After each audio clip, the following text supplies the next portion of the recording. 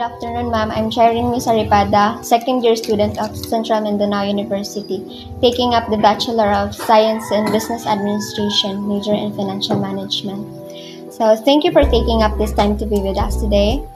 For the record, may I know your name, your current role, or your profession? Good afternoon. I am Apple Joy Palermo Canya from Balancho City, currently Unit Manager of the Carlos 2 unit. Thank you. The purpose of this interview to understand what are the problems you have encountered as a manager, which help us in our purposive communication subject. So first is, what are the challenges you have encountered as a manager? Challenges na we encountered main is those member nga wala gid sila payment sa ilahang obligations since among nature is to finance, microfinance. Ang card income is microfinance, so we offer loans, insurance and savings. So sa loans, mga main problem is kanang mga member nga dapat weekly magbayad pero hindi sila makabayad na the day na sila maghatag silang mga obligasyon. Second, why are those considered problems? Since lang ni sa mga manggod sa Toyota, need pod mi nga naay mag-renew nga client, dili lang kay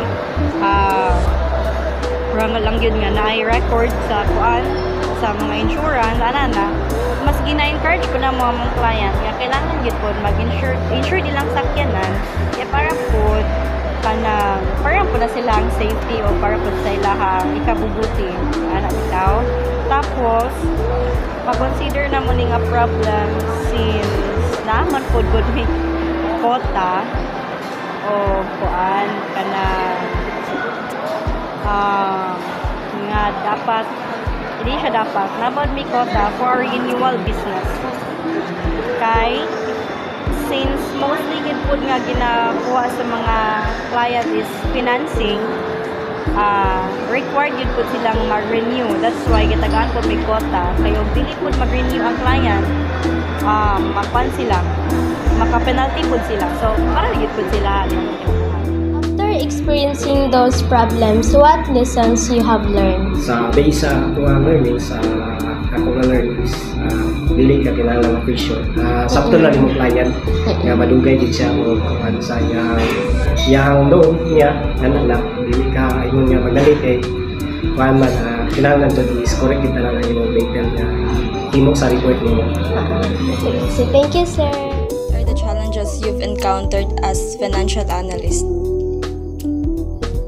Mostly tight deadlines for preparing financial forecasts and reports. Di ako ka problema kay naay mga issues sa mga deadlines kay dili ma-meet na puy uban nga kinahanglan pa i-extend. And of course, ang pag-prepare po sa financial forecasts and sa mga reports kay mo take siya time sa ako ang personal life. After experiencing those problems, what lessons have you learned? Sa ako lang